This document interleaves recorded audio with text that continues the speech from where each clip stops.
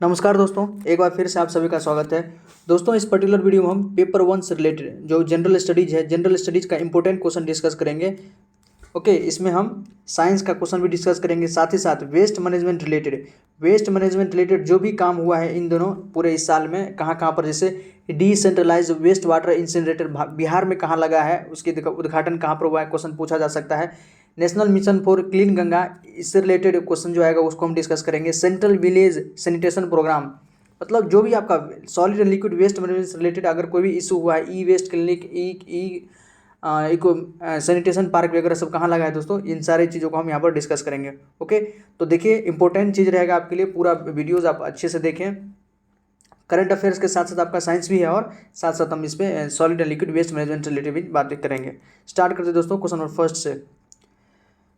First से देखिए, बहुत ही इंपॉर्टेंट क्वेश्चन है ये, क्योंकि 2022 का करंट अफेयर्स है। अगस्त 2022 में किस झील को राष्ट्रीय महत्व का स्मारक घोषित किया गया? देखिए, अगस्त 2022 में किस झील को राष्ट्रीय महत्व का स्मारक घोषित किया गया है? ऑप्शन है आपके पास, भीमताल झील, चिल्का झील, पुलकर झील या अनंगताल झील। तो अनंगताल झील कहाँ पर? दिल्ली में है। ठीक है दोस्तों, दक्षिणी दिल्ली में अनंगताल झील को राष्ट्रीय महत्व का स्मारक घोषित किया गया है, 2022 में घोषित किया गया है। अनंगताल झील 1060 ईस्वी पूर्व की है, बहुत पुराना है। इसे 11वीं सदी के तोमर राजा अनंगपाल तोमर ने बनवाया था। ये भी ध्यान रखिएगा, तोमर राजा जो थे अनंगपाल तोमर, इन्होंने बनवाए थे। राष्ट्रीय महत्व के स्मारकों को भारतीय पुरातत्व संरक्षण ASI द्वारा नामित किया गया है। आर्कियोलॉजिकल सर्वे ऑफ इंडिया जो है वो इसको नामित करते हैं। एक बार नामित होने के बाद ASI स्थल के आसपास के क्षेत्र में निर्माण गतिविधि को प्रतिबंधित कर देता है। मतलब जो भी किसी को झील, जैसे इस झील को नॉमिनेटेड कर दिया गया है आपको राष्ट्रीय स्मारक का चीज, इसके आसपास जो भी आपका चाहे वो निर्माण का कार्य हो या कोई और भी कार्य हो, उसको वो प्रोहिबिटेड कर देते हैं। Archaeological survey of India. Bharat के कुछ महत्वपूर्ण झील देखते हैं कहाँ कहाँ पर है। वेम्बनाथ झील आपका केरल में है, चिल्का झील उड़ीसा में है, अक्सर पूछ देता है क्वेश्चन। शिवाजी सागर झील महाराष्ट्र में है। शिवाजी सागर झील कहाँ है? तो महाराष्ट्र में है। इसके अलावा पुलिकेट झील आंध्र प्रदेश में है, पेगोंग झील लद्दाख में है, और नागार्जुन सागर झील तेलंगाना। ये भी ध्यान रखिए दोस्तों, इंपॉर्टेंट है। ओके, नेक्स्ट क्वेश्चन पे जाते हैं। मार्च 2022 में नई दिल्ली में जल शक्ति अभियान कैच द रेन अभियान 2022 की शुरुआत किसने की? बड़ा इंपॉर्टेंट क्वेश्चन है। कैच द रेन अभियान 2022 की शुरुआत किसने की? वाटर कंजर्वेशन से रिलेटेड है आपका। इसकी शुरुआत दोस्तों रामनाथ कोविंद जी ने, जो पूर्व राष्ट्रपति थे हमारे, उन्होंने की थी। कैच द रेन अभियान मार्च 2022 में। भारत के राष्ट्रपति श्री रामनाथ कोविंद ने 29 मार्च 2022 को नई दिल्ली में जल शक्ति अभियान कैच द रेन अभियान 2022 की शुरुआत की। 29 मार्च दोस्तों, क्योंकि 22 मार्च को विश्व जल दिवस होता है, उसके बाद वो एक सप्ताह बाद 29 मार्च को उन्होंने कैच द रेन अभियान की शुरुआत की थी। भारत सरकार 2019 में जल शक्ति अभियान शुरू किया था। ये भी क्वेश्चन पूछा जा सकता है कि जल शक्ति अभियान इंडिया सरकार ने कब लॉन्च किया था? तो 2019 में। उसी साल जल जीवन मिशन भी शुरू किया गया था। 22 मार्च 2021 को विश्व जल दिवस पर प्रधानमंत्री नरेंद्र मोदी द्वारा जल शक्ति अभियान कैच द रेन अभियान शुरू किया गया था। 21 में जल शक्ति अभियान जो है नरेंद्र मोदी जी द्वारा स्टार्ट किया गया था, कैच द रेन अभियान। इस बार जो 22 में रामनाथ कोविंद जी द्वारा। राष्ट्रीय जल मिशन जल शक्ति मंत्रालय ने रेन वाटर हार्वेस्टिंग को लोगों को सक्रिय भागीदारी के साथ जलवायु परिस्थितियों और उपमृदा स्तर के लिए उपयुक्त बनाने के लिए राज्यों और सभी हितधारकों को प्रेरित करने के लिए 2020 में tag line catch the rain where it falls के साथ अभियान कैच द रेन लॉन्च किया। अल्टीमेटली गोल यही है कि वाटर को कंजर्व करना, जो हमारा रेन वाटर है ना, उसको ज़्यादा से ज़्यादा कंजर्व करना है। मेन पर्पस यही है। तो याद रखिएगा, जो मार्च 22 में कैच द रेन अभियान स्टार्ट किया, वो इस बार रामनाथ कोविंद जी स्टार्ट किए हैं। नेक्स्ट क्वेश्चन इंपॉर्टेंट है। जल शक्ति मंत्रालय द्वारा कितने वाटर हीरोज विजेताओं घोषणा की गई? देखिए, कितने वाटर हीरोज विजेताओं की घोषणा की गई? तो 6। टोटल कितने हैं वाटर हीरोज? 6 है। जल शक्ति मंत्रालय, आपको पता होना चाहिए जल शक्ति मंत्रालय के मंत्री कौन है? तो गजेंद्र सिंह शेखावत हैं। इन्होंने 6 वाटर हीरोज के विजेताओं की घोषणा की है। 6 विजेताओं को जल संरक्षण और जल संसाधनों के सतत विकास पर देशव्यापी प्रयासों का समर्थन करने के लिए 10,000 रुपये का नगद पुरस्कार और एक प्रमाण पत्र प्राप्त होगा। जो मतलब जो इनमें वाटर कंजर्वेशन और जल संसाधन, जो वाटर रिसोर्स है, इसमें जो सस्टेनेबल डेवलपमेंट पर इन्होंने देशव्यापी कुछ प्रयास किए हैं, इन्होंने अटेम्प्ट किया है। ओके, तो इसका यह समर्थन भी करने के लिए इनको 10,000 पुरस्कार और एक प्रमाण पत्र दिया जाएगा। जल संसाधन, नदी विकास और गंगा संरक्षण विकास जल शक्ति मंत्रालय ने water heroes share your stories प्रतियोगिता शुरू की है। तीसरा संस्करण 1 दिसंबर 2021 को लॉन्च किया गया और 30 नवंबर 2022 को माई गवर्नमेंट पोर्टल पर समाप्त होगा। पहला संस्करण 1 दिसंबर 2019 से 30 अक्टूबर 2020 तक लॉन्च किया गया था। पहले भी इसको लॉन्च किया गया था। ओके, इस बार याद रखिएगा 2022 में टोटल 6 लोगों को ये वाटर हीरोज़ का पुरस्कार दिया गया है। नेक्स्ट क्वेश्चन इंपॉर्टेंट है, साइंस से रिलेटेड क्वेश्चन है। Dry cleaning uses dash for cleaning cloth. Dry cleaning दोस्तों आपने हो सकता है कभी ना कभी ड्राई क्लीनिंग करवाया होगा अपना, या तो वुलन क्लॉथ जो हमारा क्लॉथ होता है उसका हम ड्राई क्लीनिंग करवाते हैं, या कोट पैंट वगैरह होता है उसका हम ड्राई क्लीनिंग करवाते हैं। तो ड्राई क्लीनिंग में किस चीज़ का इस्तेमाल किया जाता है? सोप्स, डिटर्जेंट का, वाटर का, स्टार्च का। तो इन चीज़ों का नहीं किया जाता, किसका किया जाता है दोस्तों? सॉल्वेंट और एब्जॉर्बेंट का। सॉल्वेंट और एब्जॉर्बेंट का यूज़ करके वो लोग कुछ पेट्रोकेमिकल प्रोडक्ट केमिकल्स वगैरह का भी यूज़ करके वो ड्राई क्लीनिंग करते हैं। तो सॉल्वेंट और एब्जॉर्बेंट का यूज़ करके वो कपड़ा को क्लीन करते हैं, ध्यान रखिएगा।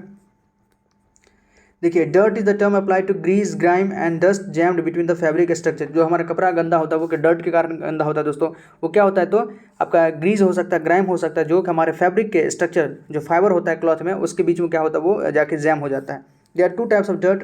डर्ट 2 प्रकार के होते हैं। पहला तो है one which is held loosely on to the fabric and can be remove easily. एक तो लूजली हेल्ड होता है, मतलब बहुत ऊपर से ही कह सकते हैं कि वो फंसा हुआ रहता है फैब्रिक में, आसानी से वो निकल जाता है। The other which is held tightly by means of sweet and Greaves.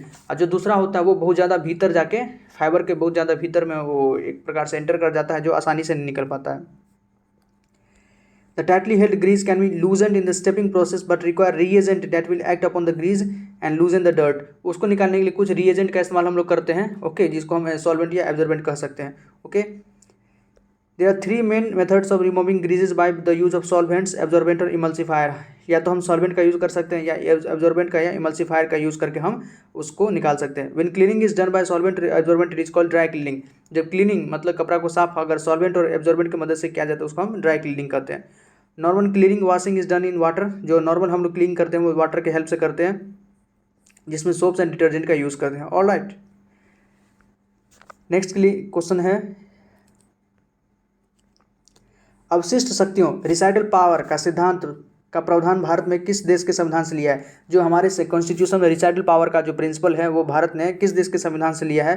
तो कनाडा के संविधान से दोस्तों। कनाडा के संविधान से हमने रिसाइडल पावर या अवशिष्ट शक्तियों का सिद्धांत लिया है। भारतीय संविधान की बहुत सी विशेषताओं को अन्य देशों के संविधान से अपनाया गया है। भारत के अवशिष्ट शक्तियों का प्रावधान का विचार कनाडा के संविधान से लिया गया है। ऑलराइट, ध्यान रखिएगा।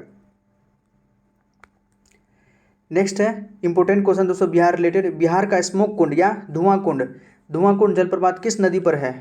धुआं कुंड जलप्रपात जो है बिहार में, जैसे करकट कुंड जलप्रपात, ये भी कभी कभी क्वेश्चन पूछ देता है। या धुआं कुंड जलप्रपात है, आपसे ये क्वेश्चन पूछता है। जीआर कुंड जलप्रपात है, किस नदी पर है, किस जिला में है, ये क्वेश्चन पूछा जाता है। तो ये आपका काऊ नदी दोस्तों, कहाँ पर है? तो काऊ नदी पर ही ये आपका धुआं कुंड जलप्रपात काऊ नदी पर है। ऑप्शन 3 करेक्ट है। देखिए, पहाड़ों की चट्टानों से गिरने वाली नदी को जलप्रपात कहा जाता है। ऑब्वियसली जो नदियाँ ऊपर से गिरती है उसको जलप्रपात कहते हैं, या पहाड़ों से गिरे या चट्टानों से। बिहार में प्रमुख जलप्रपात, उनकी ऊंचाई, कुछ जलप्रपात बिहार में देखिए कौन कौन है, पूछा जा सकता है। पहला है दुर्गावती जलप्रपात। दुर्गावती जलप्रपात कहाँ है? तो आपका दुर्गावती नदी पर रोहतास में। ओके, रोहतास। नेक्स्ट है ककोलत जलप्रपात, लोहबर नदी पर, यह है ककोलत पठार नवादा में। लोहबर नदी इंपॉर्टेंट है दोस्तों। नेक्स्ट है सुखलदरी जलप्रपात, ये भी कई बार पूछा गया है। सुखलदरी जलप्रपात कन्हर नदी पर है। कहाँ पर है? कन्हर नदी पर है, उत्तर प्रदेश और बिहार की सीमा पर है। तमासीन जलप्रपात माहिने नदी पर, ये झारखंड और बिहार की सीमा पर है। नेक्स्ट है स्मोक कुंड या धुआं कुंड जलप्रपात, ये काऊ नदी पर है, ये आपका ताराचंडी सासाराम में है। ताराचंडी सासाराम में, ध्यान रखिएगा दोस्तों, इंपॉर्टेंट है। नेक्स्ट है आपका बिहार में उद्योगों के कारण होने वाले वायु प्रदूषण से निपटने के लिए किस पट्टी बेल्ट का विकास किया जा रहा है? देखिए, उद्योग जो इंडस्ट्री से होने वाले जो पोल्यूशन है उसको मतलब कम करने के लिए, उसे निपटने के लिए किस प्रकार का बेल्ट बनाया जा रहा है? तो ग्रीन बेल्ट, हरित पट्टी का निर्माण किया जा रहा है, हरित बेल्ट, ग्रीन बेल्ट। बिहार राज्य में वायु प्रदूषण के प्रमुख स्रोत सड़क की धूल, वाहनों का उत्सर्जन, घरेलू ईंधन जलाना, खुले में कचरा जलाना, निर्माण गतिविधियां, औद्योगिक उत्सर्जन आदि हैं। पार्टिकुलेट मैटर को एक प्रमुख प्रदूषक के रूप में पहचाना गया है। बिहार एक भारी औद्योगिकृत राज्य नहीं है। पौधे को इस तरह से उगाया जाता है कि वे प्रदूषक घटक के रूप में कार्य करते हैं और इन्हें ही हरित पट्टी कहा जाता है। मतलब हमारे यहाँ ग्रीनरी इस प्रकार से हम प्लांटेशन करते हैं। ऑब्वियसली हमारे यहाँ तो इंडस्ट्री ज़्यादा है नहीं तो पोल्यूशन भी ज़्यादा नहीं होता है, लेकिन फिर भी अगर जो भी पोल्यूशन है उसको कम करने के लिए हम अगर बहुत ज़्यादा पेड़ पौधा लगा दें तो पेड़ पौधा भी बहुत बढ़िया एब्जॉर्बेंट होता है। आप जानते हैं साउंड एब्जॉर्बेंट भी पेड़ पौधा बढ़िया होता है, बेटर होता है, और साथ ही साथ ये पोल्यूशन को भी कम करने में हमारी सहायता करता है। हरित पट्टी वायु प्रदूषण को कम करने में एक प्रभावी उपकरण है, क्योंकि यह वायु प्रदूषकों को अवशोषित करने और प्रदूषकों के लिए घटक बनाने में सक्षम सतह बनाते हैं। तो विकल्प 2 सही है। जो हमारा हरित पट्टी है, ऑब्वियसली इसमें पेड़ पौधा लगाते हैं, ये हमारे एयर पोल्यूटेंट को कम करता है। Next question very very important है दोस्तों, the Sukhet model and innovative method converting dung and waste. देखिए ये क्या है, एक अच्छा तरीका है जो converted dung and waste into vermicompost. जो हमारा डंग है, कह सकते हैं डंग मतलब क्या, जो गोबर होता है कैटल्स का, कन्वर्टेड डंग एंड वेस्ट, और वेस्ट को हम किसमें, वर्मी कंपोस्ट में कन्वर्ट कर रहे हैं। Was first implement in the state of, या सुखेत मॉडल, इस सुखेत मॉडल के अनुसार हम क्या करते हैं, तो डंग और जो हमारा वेस्ट है, जो हमारा गोबर है या जो अपशिष्ट कह सकते हैं हमारा वेस्ट है, उससे हम वर्मी कंपोस्ट बनाते हैं। ये सबसे पहले किस स्टेट में स्टार्ट किया गया था, तो अपने बिहार में। याद रखिएगा, Sukhet model was launched in first of all Bihar. The Sukhet model, an innovative method of converting dung and waste into vermicompost, was first implemented in the state of Bihar.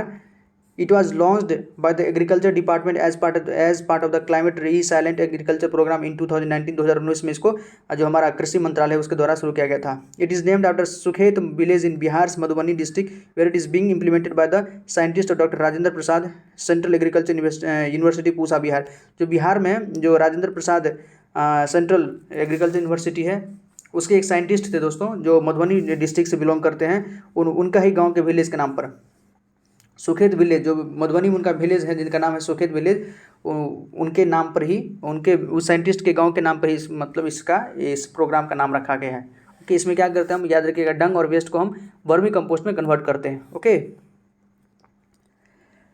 Under this project garbage and dung are collected door to door.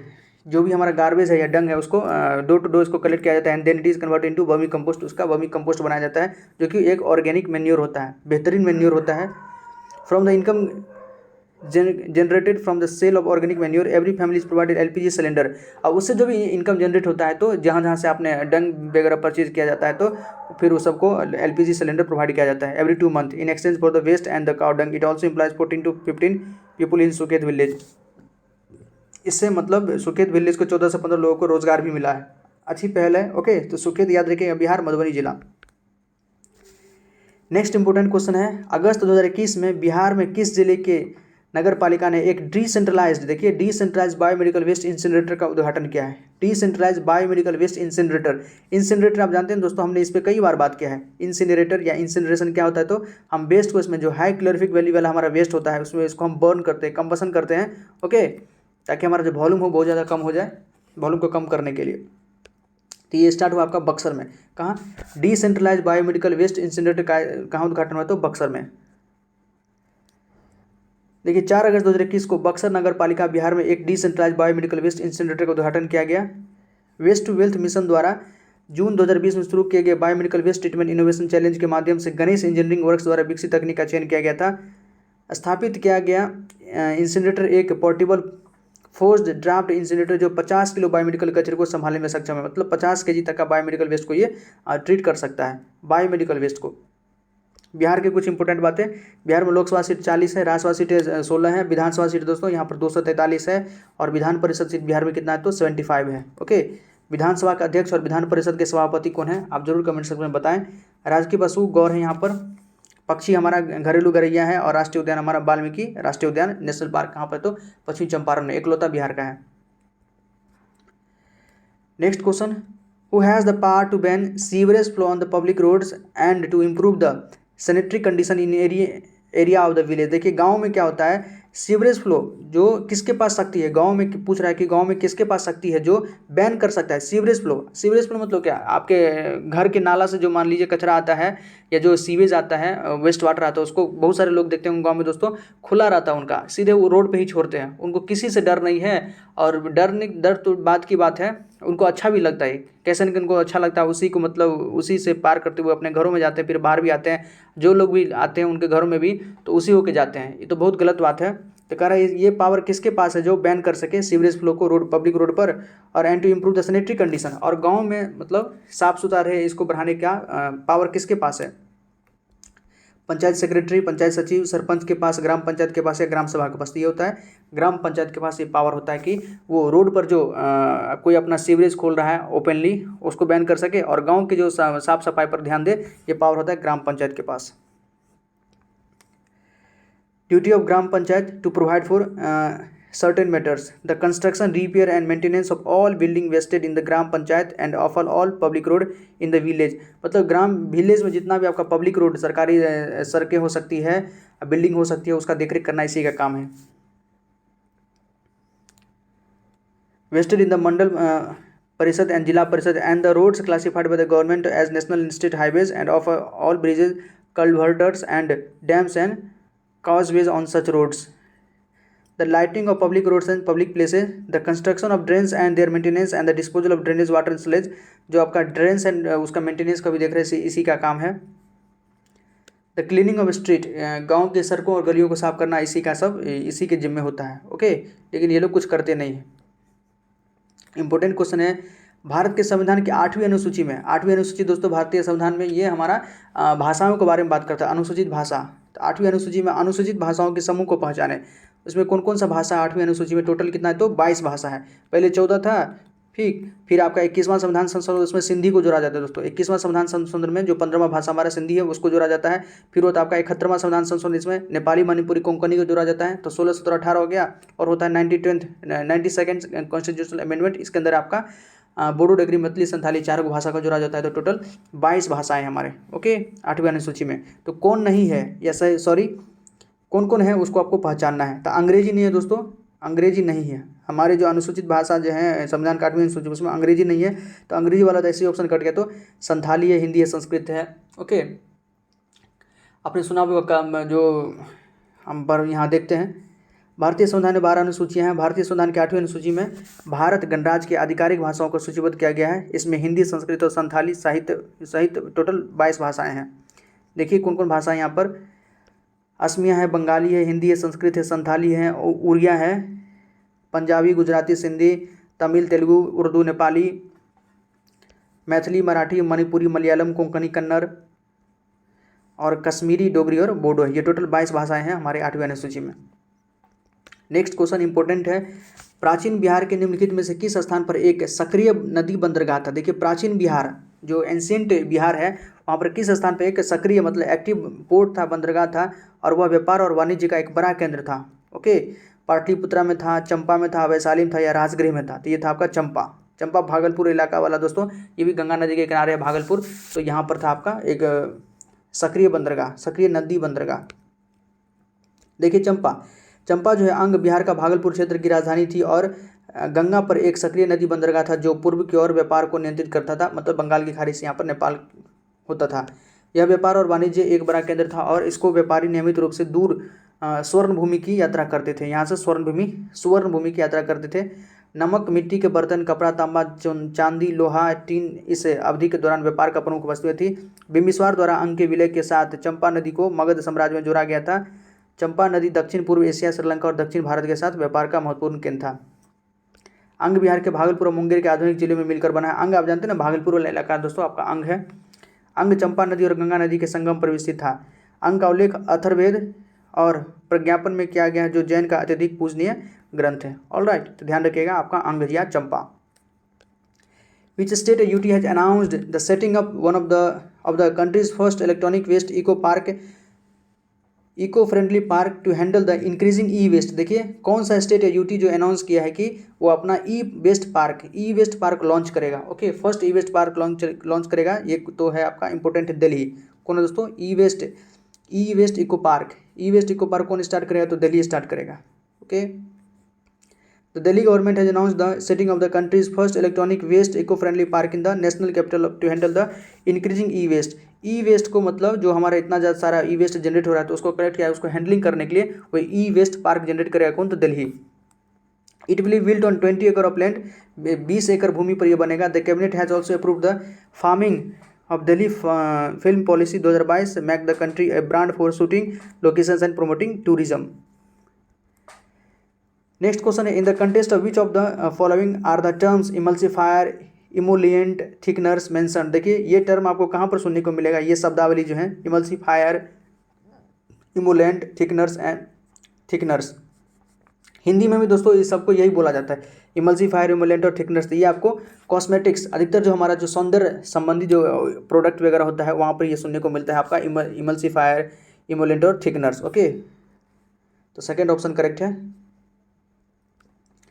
Next देखिए, consider the following places of revolt and Indian leader. जो 1857 का जो क्रांति हुआ था, 1857 का क्रांति, वो जहाँ जहाँ भी जिस जिस जगह पर हुआ था और वहाँ पर कौन कौन से उसका लीडर कौन कौन थे, विद्रोह के नेता कौन कौन थे, वो आपको बताना है। फर्स्ट है दिल्ली, बहादुर शाह बहादुर शाह सेकंड या बहादुर शाह जफर, बिल्कुल से बात है। दिल्ली में विद्रोह का नेतृत्व बहादुर शाह जफर किए थे। ग्वालियर में तात्या टोपे, ये भी सही है। बरेली में मौलवी लियाकत अली, जी नहीं दोस्तों, मौलवी लियाकत अली यहाँ नहीं था। बनारस में बहादुर खान, गलत है, तो ए और बी सही है। First A and B are correct. देखिए, लखनऊ सेंटर ऑफ रिवोल्ट, जो आपका रिवोल्ट का जो केंद्र था आपका लखनऊ था। It was the capital of Awadh, Awadh की राजधानी थी Lucknow. Begum Hazrat Mahal, one of the Begums of the x king of Awadh, took up the leadership of revolt. अगर लखनऊ में पूछे तो लखनऊ का नेतृत्व किसने किया था, तो बेगम हजरत महल लखनऊ से 1857 की क्रांति का मतलब नेतृत्व की थी। Kanpur, the revolt was led by the नाना साहब, कानपुर से कौन थे, तो नाना साहब यहाँ पर नेतृत्व में थे। The adopted son of Peshwa Bajirao second, नाना साहब कौन थे, तो जो पेशवा बाजीराव सेकंड थे उसके एडॉप्टेड मतलब गोद लिया हुआ कह सकते हैं, पुत्र हैं Nana Sahib. He join the revolt primarily because he was deprived of his pension by the British, इसलिए ज्वाइन किया रिवोल्ट को क्योंकि इनका जो ब्रिटिश सरकार ने इनके पेंशन को बंद कर दिया था, इसलिए उन्होंने रिवोल्ट को ज्वाइन किया था। The victory was short lived, Kanpur was recaptured by the British after fresh reinforcement arrived, मतलब कुछ दिन तो ये हो सकता है कि जीते थे रिवोल्ट को, लेकिन बाद में फिर कानपुर को भी जो अंग्रेज सरकार अपने में मिला लेती है। The revolt was suppressed with terrible vengeance, Nana Sahib escaped but his brilliant commander Tatya Tope continued the struggle, Nana Sahib वहाँ से मतलब भाग जाते हैं और तात्या टोपे लगातार रहते हैं। Tatya Tope was finally defeated, arrested and hanged, Tatya Tope को बाद में मतलब जब हार जाते तो उसको अरेस्ट करके फांसी दे दिया जाता है। झांसी, झांसी तो जानते हैं दोस्तों, the 22-year-old Rani Lakshmibai led the rebels when the British refuse to accept the claim of her adopted son to the throne of Jhansi, जो इन्होंने अपना जो दत्तक पुत्र लिया था जिसको मानने को तैयार नहीं था अंग्रेज, और चाहता था कि इसके भी राज्य को अब खुद में मिला लिया जाए हड़प की नीति के थ्रू, तो इन्होंने मतलब झांसी की रानी 22 साल की उम्र में, देखिए दोस्तों 22-year-old 22 साल की उम्र में इन्होंने मतलब विद्रोह किया। सी फॉट गैलेंटली, बहुत ही वीरतापूर्वक इन्होंने लड़ाई लड़ा against the British forces but was ultimately defeated by the English, English के द्वारा हीरोज जो था ब्रिटिश अधिकारी उसके ये पराजित हो जाती है और ये भी वीरगति को प्राप्त हो जाती है। Gwalior, after Rani Jhansibai escaped she was joined by Tatya Tope and together they marched the Gwalior and captured, Gwalior में दोनों पकड़े जाते हैं। Fierce fighting between where the Rani of Jhansi fought like a tigress but died fighting to the very end, मतलब एक शेरनी की तरह लड़ी और अंत में इनकी वीरगति को प्राप्त हो जाते हैं। Gwalior was recaptured by British, फिर ग्वालियर को ब्रिटिश ने अपने में मिला लेता है। ये क्वेश्चन बीपीएससी में पूछा भी गया था कि झांसी की रानी बाई जो शहीद हुई थी वो किस स्थान पे, तो ग्वालियर में ही इनकी मतलब डेथ हुई थी झांसी की रानी का, लक्ष्मीबाई का। और बिहार से तो कुंवर सिंह थे दोस्तों, जगदीशपुर से कुंवर सिंह बिहार से नेतृत्व किए थे। Bareilly, the city Bareilly was one of the strong hold during the rebellion 1857 and remained so for nearly a year here the resistance was held by Khan Bahadur Khan, देखिए बरेली से किसने नेतृत्व किया, तो खान बहादुर खान बरेली से थे। All right. बनारस, मौलवी लियाकत अली, बनारस से कौन थे, Maulvi Liaquat Ali was the leader of the Allahabad and Banaras during the revolt at 1857, Bahadur Shah second and Zafar second and his general Bakht Khan were the leader of Delhi, और बहादुर शाह जफर और उसके जो सेनापति थे बख्त खां, ये दिल्ली से नेतृत्व कर रहे थे। All right. नेक्स्ट है विच of the following is not a feature of function of reserve bank of India, reserve of India के से कौन सा काम नहीं है आपको बताना है। रेगुलेशन ऑफ करेंसी, मतलब करेंसी जो हमारा मुद्रा है उसका रेगुलेशन करना, विनिमय करना, बिल्कुल सही बात ये है। Regulation foreign trade, foreign trade RBI का काम नहीं दोस्तों, फॉरेन ट्रेड फाइनेंस मिनिस्टर का काम होगा ना, जो हमारा फॉरेन मिनिस्टर, जो हमारा फॉरेन मिनिस्टर उसका काम होगा फॉरेन ट्रेड। ओके, या कह सकते कि जो हमारा वाणिज्य मंत्रालय है, कॉमर्स मिनिस्ट्री है, उसके अंतर्गत होगा, तो ये आरबीआई का काम नहीं है। सेकंड, रेगुलेशन ऑफ क्रेडिट, बिल्कुल। Custom and management of countries foreign exchange reserve, ये भी काम आपका आरबीआई का है, तो रेगुलेशन फॉरेन ट्रेड ये आरबीआई का काम नहीं है। सेकंड ऑप्शन हमारा इनकरेक्ट है।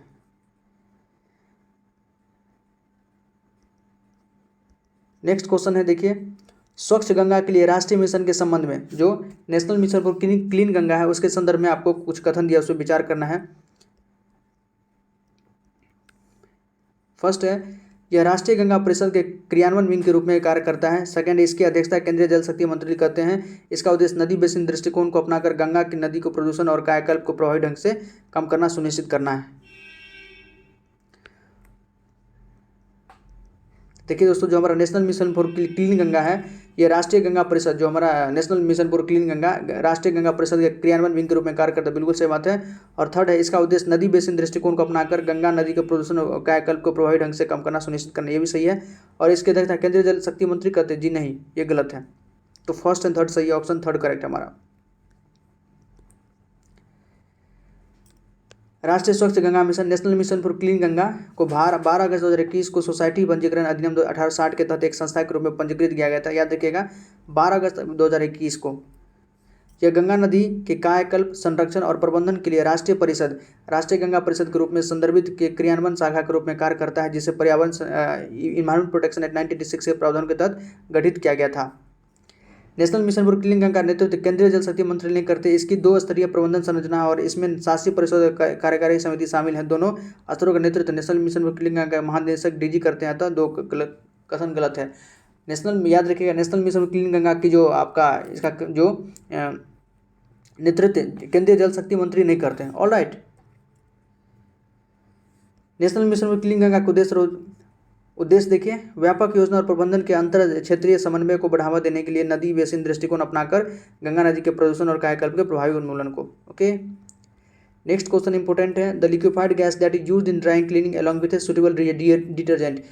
ड्राई क्लीनिंग दोस्तों हमने पढ़ा था पहले भी। ड्राई क्लीनिंग में हम लोग क्या यूज़ करते, तो एब्जॉर्बेंट का यूज़ करते हैं, कुछ सॉल्वेंट का यूज़ करते हैं। यहाँ क्वेश्चन पूछा है कि हम सुटेबल डिटर्जेंट वही हुआ आपका, कुछ सॉल्वेंट हो गया, एब्जॉर्बेंट हुआ, उसके साथ साथ हम किस गैस का प्रयोग करते हैं आपका ड्राई क्लीनिंग में। कोई लिक्विफाइड गैस का नाम बताइए, तो ये आपका CO2 का इस्तेमाल हम ड्राई क्लीनिंग में करते हैं, याद रखिएगा।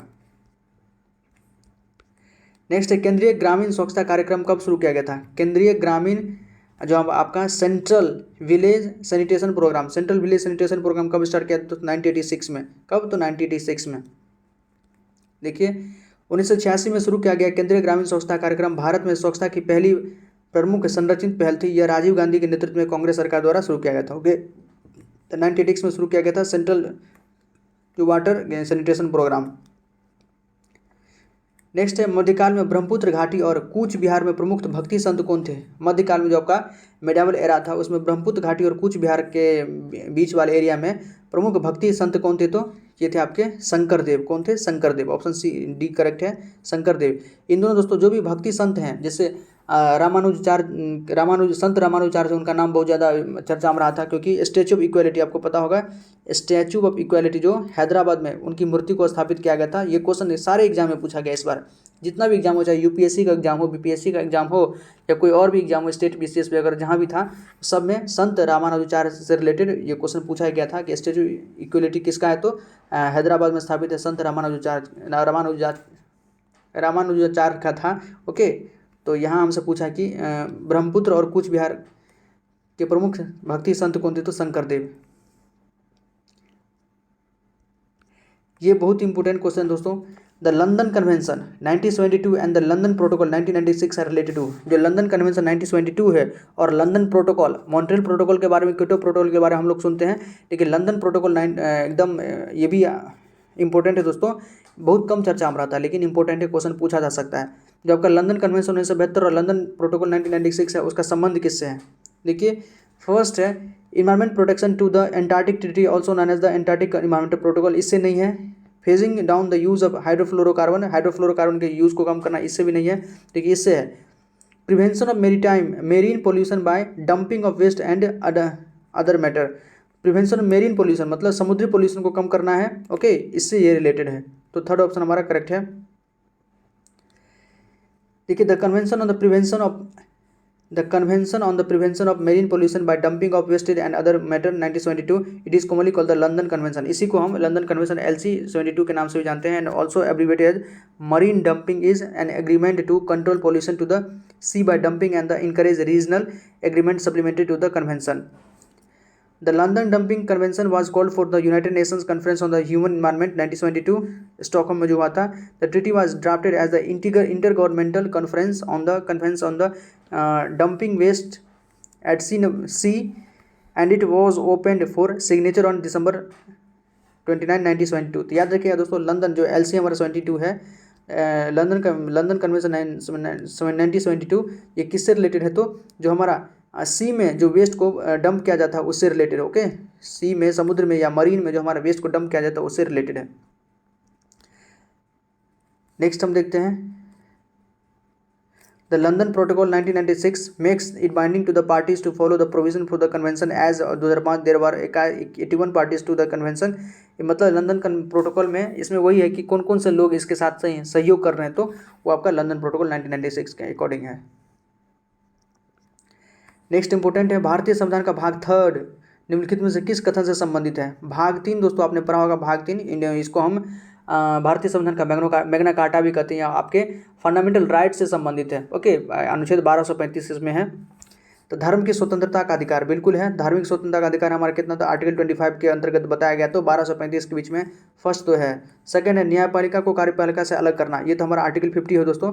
आर्टिकल 50 में लिखा है कि जुडिशरी को आपको एग्जीक्यूटिव से अलग रखना पड़ेगा, ये आर्टिकल 50 में लिखा है। ये आपका नीति निर्देशक सिद्धांत जो भाग 4 में हमारा, ये भाग 4 की बातें हैं। हमसे भाग 3 के बारे में पूछा तो फर्स्ट सही है।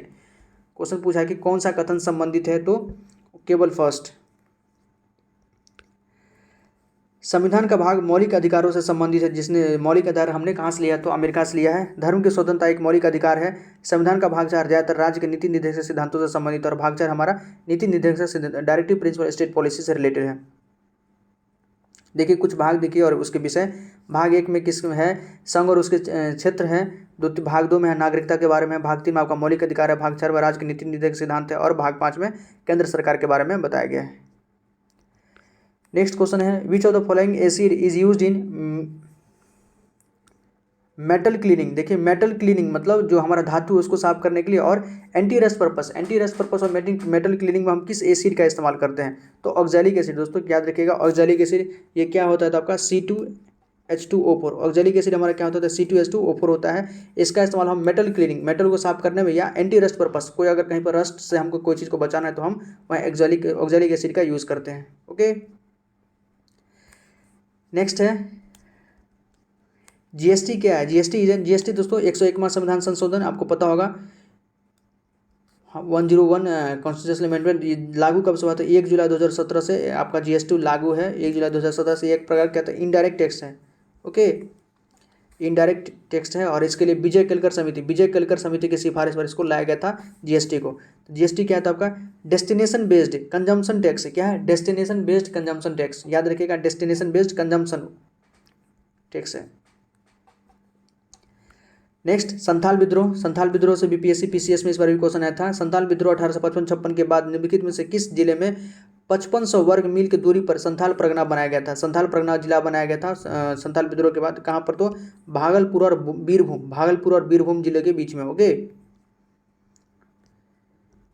नेक्स्ट है, भारत का पहला ई कचरा, देखिए ई वेस्ट क्लिनिक दोस्तों, ई वेस्ट क्लिनिक के बारे में पूछे और ई वेस्ट पार्क के बारे में पूछे तो दोनों अलग। ई वेस्ट क्लिनिक पूछे आपका, ये आपका भोपाल है, और ई वेस्ट पार्क के बारे में पूछे तो ये आपका दिल्ली है। तो यहाँ पर ई वेस्ट क्लिनिक पूछा है तो आपका कहाँ है? आपका यह भोपाल में खोला गया फर्स्ट। ये कुछ क्वेश्चन था दोस्तों पेपर 1 से रिलेटेड, जनरल स्टडीज़ का इंपॉर्टेंट है। इसमें मैक्सिमम क्वेश्चन हमने देखा था जो आपका वेस्ट मैनेजमेंट से रिलेटेड ही है, जो इन दोनों इस पर काम हुआ है बहुत सारा चीज़, जो देश के अलग अलग भागों में, जैसे भोपाल का हमने देखा, दिल्ली का देखा हमने। उसके बाद सेंट्रल वाटर सैनिटेशन प्रोग्राम के बारे में देखा 1986 में जो स्टार्ट हुआ था दोस्तों। आपका रेन वाटर हार्वेस्टिंग के बारे में, कैच द रेन प्रोग्राम किसने स्टार्ट किया 2022 में। Water harvesting prize, water heroes prize कितने लोगों को दिया गया है, तो ये सारा क्वेश्चन पूछा जा सकता है एग्जाम में। ओके, तो उसी से बेस्ड था। प्लीज़ कमेंट सेक्शन में बताइए कि आपको कैसा लगा। कोई समझने में अगर कहीं दिक्कत आए तो वो भी आप कमेंट सेक्शन में लिख सकते हैं। ओके दोस्तों, कोई क्वेरी हो तो पूछ सकते हैं। प्लीज़ वीडियो को लाइक कर दीजिए। बहुत बहुत धन्यवाद। जय हिंद।